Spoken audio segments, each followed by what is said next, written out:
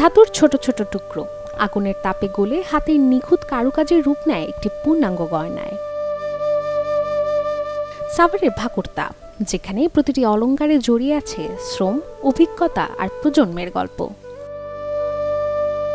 প্রায় ২০ বছর আগে সোনা ও রূপার গহনা তৈরির মধ্য দিয়ে যাত্রা শুরু হয় এই শিল্পের।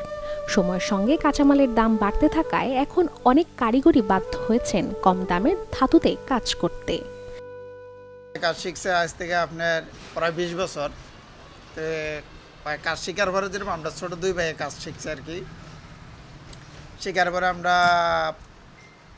তখন শিখছি কেন রূপার কাজ করতাম, রূপার কাজের বিধে আপনার হঠাৎ করে ৩-৪ বছর করার পরে কিংবা ৪ থেকে ৫ বছরই ধরেন কইরা লাগছে কাজ করছি। করার পরে রূপার কাজ হঠাৎ করে আপনার রূপার দাম বাইরে গেছিল গা।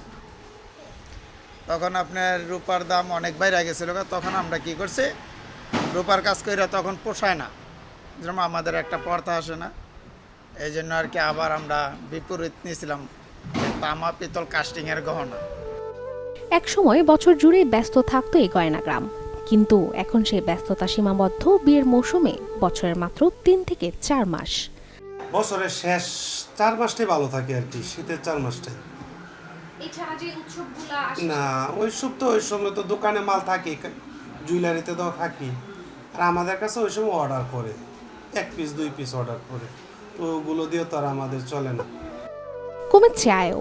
আগে একটি গয়নার সেটে যেখানে লাভ হতো ৫০ থেকে ৭০ টাকা, এখন তা নেমে এসেছে ১০ থেকে ২০ টাকায়।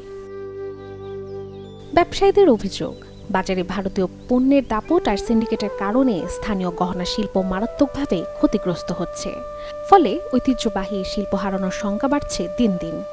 সারাদিন কাজ করলে মনে করলেন ৪০০-৫০০ টাকা কামাইতে অনেক কষ্ট হয়ে যায়।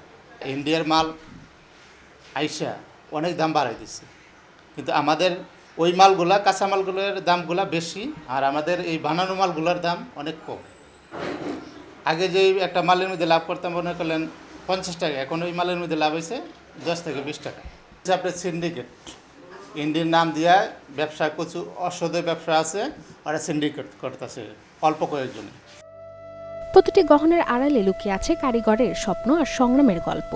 সেই গল্পকে বাঁচিয়ে রাখতে শুধু প্রয়োজন একটু সহায়তা, তাহলেই আবারও নতুন আলোয় জেগে উঠতে পারে ভাকুরতার এই গয়না গ্রাম। রাশিকা হোসেন, চ্যানেল 24, ঢাকা।